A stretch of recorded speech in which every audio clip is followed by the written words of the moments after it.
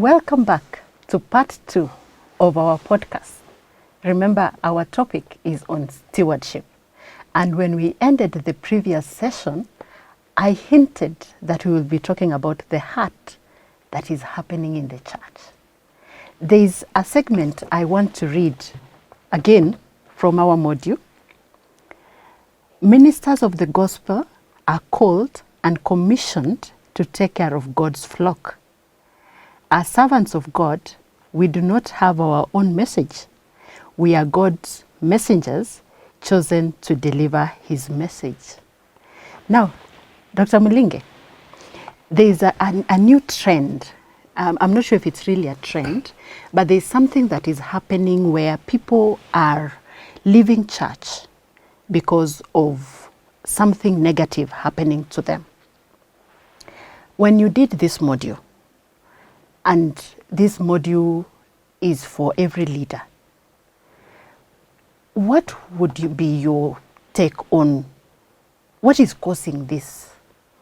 Why are people leaving church? People are saying they are leaving church, but they are not leaving God. So is it an element of a failure in stewardship, or what could it be? Thank you. You know, when we get to understand who we are in the kingdom of God, and for what purpose God created us, Yes. we would fit well in the ministry Yes. that God has called us into. And you've asked a very, very good question. What was in my mind when I wrote this module? I having lived in a different world, or maybe different spaces in the country, Yes. in the world, and interacted with a number of leaders from different parts of the world, and especially in the church. Yes. Because I think I focused more on leadership in the church. The way we approach ministry, I think sometimes sometimes it leaves one with a lot of questions. Okay. Because listen, let's look at it this way. Who calls us into the ministry? And for what purpose God calls us into a ministry? Is it for our selfish needs, or for God's purpose? Yes. At the end of the day, if God is the owner of the church, so when I become a minister, I come to serve the owner's purpose. Yes. I don't come to serve my own purpose. I come don't with your want own. to come to serve my own interest. I serve the interest of the owner of that, the owner of the church. Yes. Remember, it was Jesus who told Peter, take care of my flock. He never told Peter, take care of your flock. Yes. The flock does not belong to any person. It belongs to God. Yes. One day I grew up as a shepherd boy, and I always say this, I was tending my father's flock. Yes. It never belonged to me. When I grew up, I went to school and I finished. The flock never belonged to me. They belonged to my dad. They remained at home. And they remained at home. And even today, when I go there, I don't say, these are my flock. They belong to my parent. So at the end of the day, we need to be reawakened. We need to be challenged into our mind to understand that the flock that we take care of, and the ministers of the gospel they take care of, I think they don't belong to them. And in this module, we let the pastor and the minister know this. You don't own church members. Yes. It is God who owns them. True.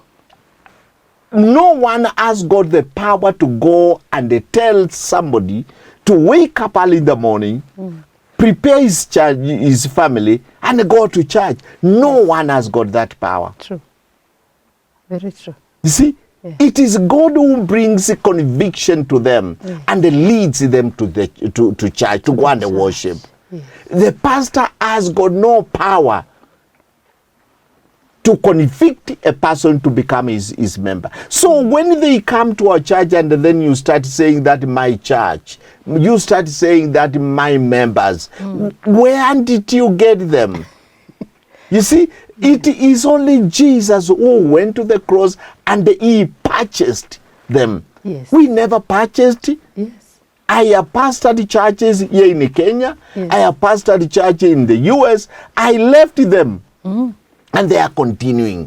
Yes. Think about if I develop a thought that this is my church. No one has died for the church. The church, there is one person who died for the church and who purchased the church. And when I mean the church, I don't talk about the building. Yes. I talk about you and me, Yes. who are believers. Who are believers. No one can save another person. That you can claim an entitlement on a pastor. Yes. When I teach this, I have that passion to tell you can't die for a person. So when that person comes to you, he comes and he stays under you, and what a minister of the gospel should stay. I got this member by grace. Yes. God has made me to be an overseer. Yes. Or maybe to take care of this person by grace. We don't deserve. Let me tell you, it's so surprising that we find the senior people in the government come and humble. What power did you have to go and tell that person? Let me tell you, you find somebody just wakes up early in the morning, he comes to the church and he sits under you. What power did you have to convince that person to come and become your member, and also to give you tithe? Yes. And he will never ask you, how did you use my money? My money. So it is a corruption of mind to think that one can own a church. Yes. And I want to say this as I come to your question. Yes. Why we have had this concept of people saying that I'm a church dropout. Yes. This is what I have observed, because you know me, I deal with the training pastors and the church leaders. Yes, yes. One of the things that is making people to become dropouts is one thing: church structure. Okay. The structure of the church has discouraged many people, Yes. and especially the youth. You know, the youth, the Gen Zs and the millennial, these people, all these people, they are educated, they love Yes. structure. Yes. They have been to school, they go to work, they work in a structured organization. Yes, absolutely. So when they come to church, they are looking for a structured organization. When they don't find a structure in the church, let me tell you, you never keep them. Yes. And let me tell you, we have a generation that is questioning. Yes.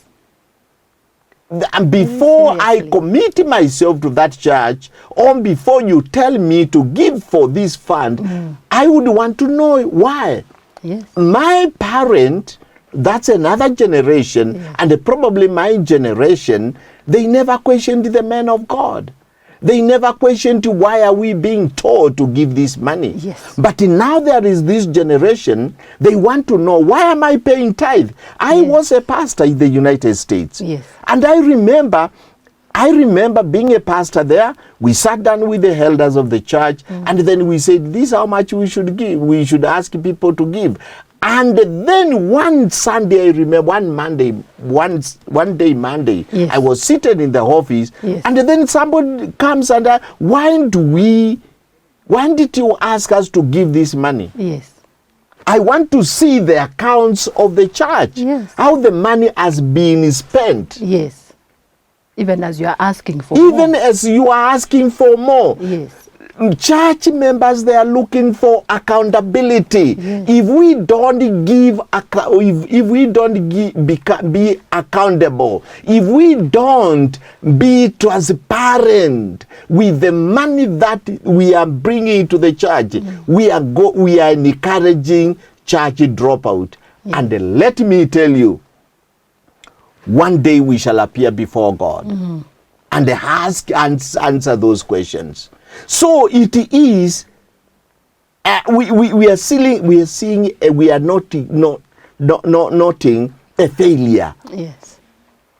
Of some church ministers failing to take responsibility to tend and to care for the members that God brings. Yes. The other time I met with a guy, and this guy challenged me and he told me that, I think we are going to stop coming to churches. Wow. And I guess this was an elite in the society. Yes. Very knowledgeable. Yes. He told me, Daktari, I think the things that we are seeing in the church is discouraging us coming to church. And I think as we continue seeing these things, we might shift it to going into internet. Sunday I hear for what? I watch a message from anywhere. And I choose what kind of a message I want to listen. Yes.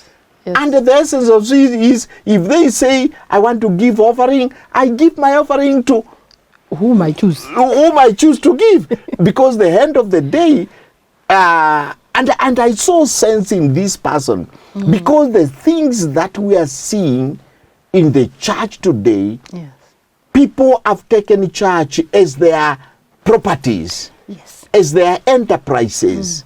You see, somebody can just sleep and say that, I want to start this program, I want to start this project. Did you invite these young people who are bringing money to your church? yes. And I think even the government is kind of overtaking the church, because the government nowadays is calling for public participation. Yes, yes. Why is it that we can't encourage public discussions of the program that we want to bring in the church? That is what the church dropouts they are looking for. Yes.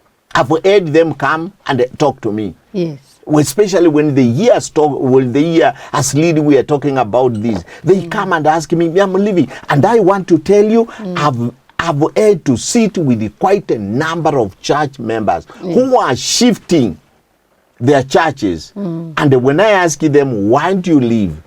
There is no church structure. There is no accountability. There is no transparency. Yes. We are failing as stewards. Wow. The responsibility of a steward is to be accountable, Yes. is to be transparent, Yes. is to understand whatever I am in charge of does not belong to me. Yes, it's not. And I mine want at to all. reiterate this. The church does not belong to any person. Very true. And when we come and we claim entitlement, and we start claiming entitlement of members, when a member moves from my church, he goes to your church, I start hating you. Yes. I always tell preachers, the owner has just done a holy transfer. Yes. Maybe he has finished, this member has finished his assignment that was given to God in your in this congregation, and now there is another place where there is a need. Yes. Because God is in a process of purifying and uniting the body of Christ, not the body of an individual, the body of Christ. And this misconception is a devil's misconception, is a devil's work. He wants to make sure that We own the church, and when we feel that the church belongs to us, then what happens? And when, let me tell you, if I go to church and I realize that you are the owner of the church, I leave, because me, I'm looking for the church of Christ. Yes. Of course, the church of Christ, God will send stewards. Yes. And every pastor is a steward. Steward. Every bishop is a steward. Every whatever is a steward. It does not matter you founded the church. And I want to say this. It does not matter you sold the land. Yes. to buy that plot for That the property. church. Even the land did not belong to you. is not It yours. belonged to God. It does not matter you took a loan to build that church. Even that money you took, it never belonged to you. It belonged to God. We are simple stewards of God. Yes. That is so powerful. The way we see so many people saying, he has taken my members. But the members are not yours. The members belong to God. And I love the way you've put it. Their season to be in that church is over. Yes. So they need to move elsewhere Yes. so that they can also do God's purpose in that place. That is it. Wow. You know, their season. You know, Yes. every time we see a member come to our church, we are got to know this person is here for God's purpose and for a season. And when that season is over, this man will go. And me, as a pastor, is to release him with a lot of blessings. Yes. And they tell him, and they even hand him over to the other minister Yes. gracefully. It's very interesting. I heard of a preacher, in fact, a group of preachers who, they're in the same vicinity. So they normally, if a member leaves the church to the other church, because they normally have a pastor's fellowship, they now tell you, okay, now my member has come to you. This is how that person is. This is how they've grown. So it's like passing the buck Yeah. very comfortably Yes. without that sense of ownership. Great. Now, even as we've really talked about stewardship, we've talked about even the challenges that we've just shared on why people are leaving church because of that lack of stewardship. So maybe you can give us a snapshot. I know we cannot discuss everything, but we can at least share what kind of impact or how would it look if church leaders, corporate leaders, government leaders embraced the spirit of stewardship in their operation? Thank you. You know what? You know a steward manages things that does not belong to him. Yes. A steward has got a very, very great influence. The people whom we work for, they will grow based on the performance of a steward. Yes. The organizations that we serve will become better on the performance of the steward. Yes. Look at a great organization that they have ever grown. There was that person who really shown faithfulness and they worked hard for that organization to grow. Yes. So, a steward brings great impact into an organization by the way they perform their duties. And the success of any organization is dependent on the steward's performance. Yes. When you hear an organization is thriving well, look at the people who are working in that organization. Yes. Look at the leadership of that organization. Okay. When the organization is coming low, or maybe is losing the ground, check out the people who are working in that organization. I want us to go back to the parable of the talent. Yes, Matthew. In Matthew 25. You see, the owner of the estate comes and he gives his workers some talents. Yes. Each one is given Yes. differently. Yes. But the Bible clearly says they are given according to their abilities. Their ability. Yes. So, and then he goes out. So when he goes out and stays for a long time, he comes back and he demands an accountability. Look at the one who profiteered. Yes. Who brought more than they were expected to bring. Yes. They were recommended. And there is another one who brought also another, and he was recommended. Yes. Think about this one who never brought anything. He married. You see, the thing is when we talk about barring, this actually, it could not be a physical or just a normal barring. Yes. It could have been corruption. Oh. He would have, maybe it could be translated as corruption. Yes. He was given it, he corrupted it. He never used it the way the owner wanted. Meant. Yes. So at the end of the day, when a person is put into a place of leadership and does the way the owner does not require, he is that person who buried it under the ground. He never did it according to the owner's desire. Yes. And look at when the owner came, he was happy. Yes. Because he found what he has given, it is thriving, Yes. it is growing. Yes. You see, we see a sign of influence, a positive influence Yes. that the two workers did, the two laborers did. Yes. There was a great influence Yes. that he caused, and the influence also affected the life of the owner. Yes. So when I am put in an organization, the influence that I bring there, is it a positive influence? It touches the owner and it makes the organization to grow. Oh, yes.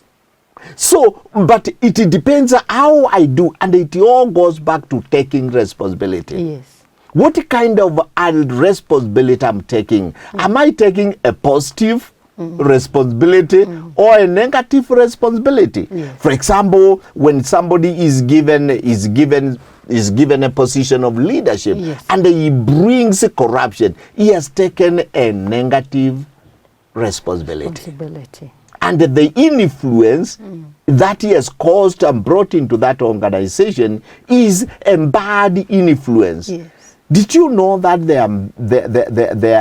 when a corrupt leader comes into an organization, do you know the influence that he causes? Yes. Is an influence of corruption. Yes. When a just leader takes a straightforward leader takes over an organization, he brings an influence of transparency. Yes. In that organization. Yes. So at the end of the day, every steward, they bring an influence in an organization. Okay. And that's why when we see leaders, when we see, especially in our country, when we see a lot of corruption, there is a steward who has brought a negative influence. Yes. And let me say this, where comes a negative influence, organizations goes down. A steward leader has a duty to bring nation and an organization down, or to bring an organization up. And He has got theirs. that responsibility to either grow the organization or bring it down down. organizations. So when we see things happening, the greatest question is to look at that leader who is a steward leader in that organization. When we see organizations growing, making a lot of profit, employing many people, then we should be grateful because there is a good and a faithful steward leader. In the position. When we not organizations coming down, laying people out, then we should note that there was a bad and a wicked steward leader. And this is what we are seeing. So coming back, that's why we see that when the people come to us and when people come to church, let me tell you, they are not foolish, they are wise. Yes. And this is what I keep on, when I sit down with the pastors, I tell pastors, please never think the people who come to church, they are just ignorant people. They know. Some of people come to church because they want to meet with their creator. They want to hear from their creator. The people, they don't lack anything. Actually, some people don't come to church to be prayed. You know, the church that I was pastoring, one person came to me and asked, Peter, I don't come to church because I lack anything. I don't come to church because I need somebody to pray for my health. Yeah. I don't come to church because I want to get a good job. I don't want to come because I'm desperate. I'm not desperate. The only desperation is my life. It's a spiritual desperation. Yes. And when I come to church, I come to seek God so that He can fill that vacuum. Wow. And He told me, let me tell you, God has blessed my work.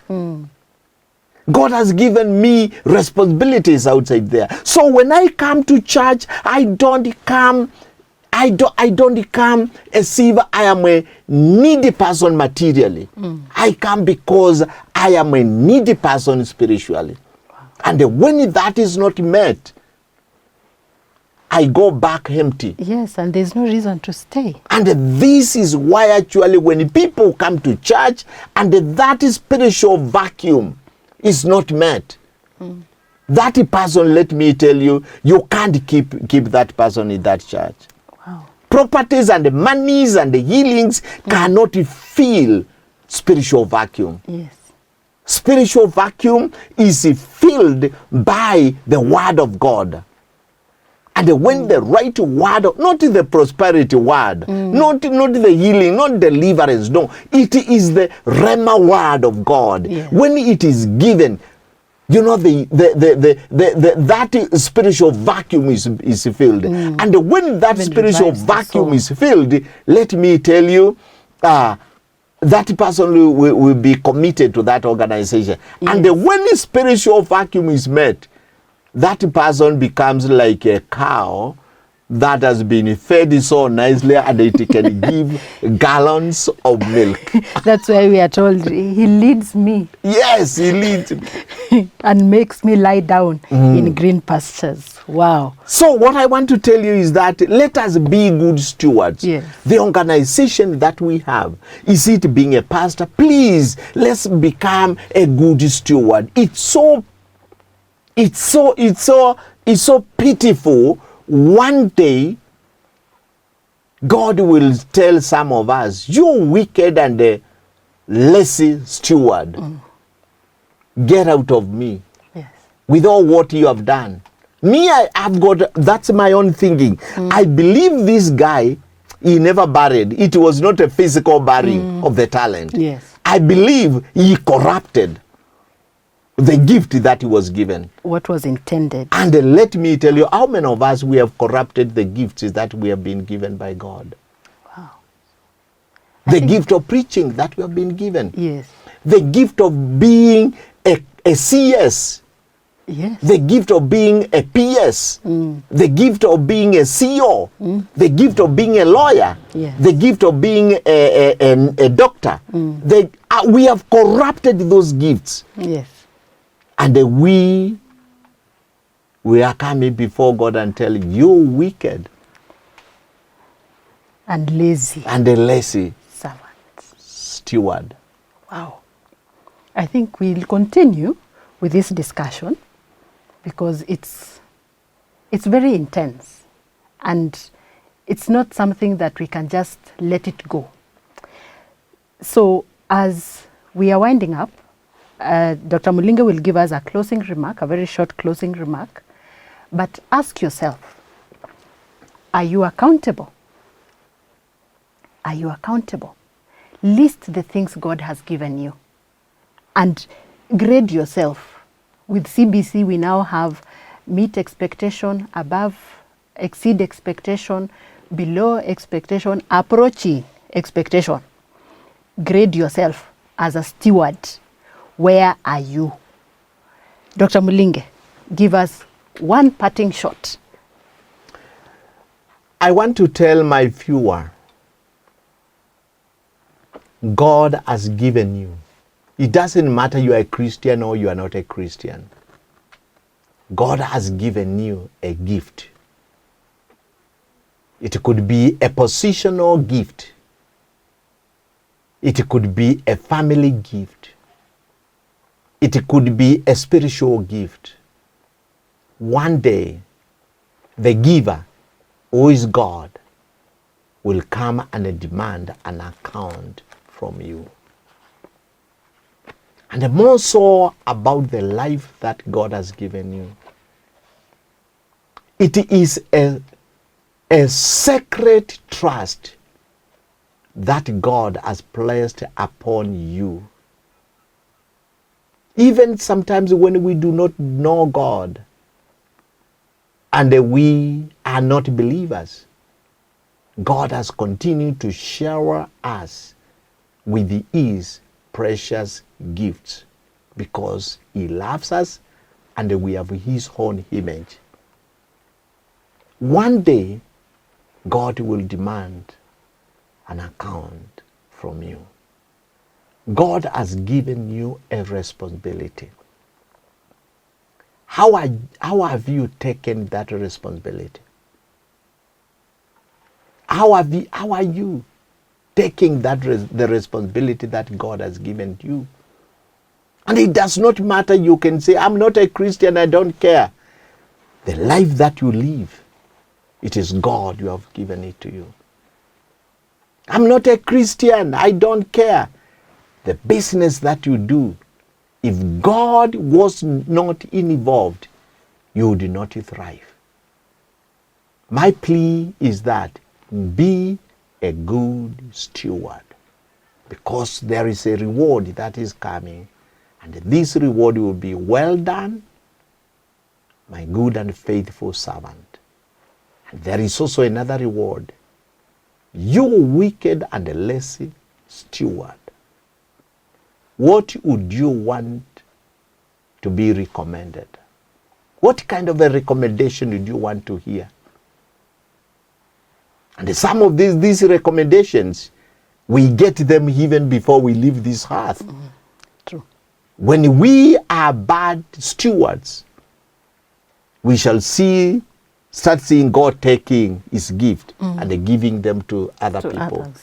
When we become bad stewards of church members that God has given to us, God will start doing holy transfers to other people.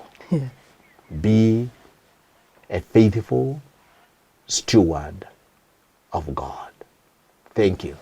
Thank you. Thank you so much, Dr. Mulinge, for joining us and expounding on this very powerful topic of stewardship. Viewers, we cannot continue discussing this here, but I invite you to join ASLEAD Institute, because in ASLEAD, we don't just deal with stewardship, we also deal with other topics, including the character of a leader, including integrity. So I invite you to look at our website, which is shown below. Click on it, check out our courses, and register. Because in this journey, we cannot do it by ourselves. We need to walk with somebody, and ASLEAD is here to walk with you. Thank you so much, and see you next time.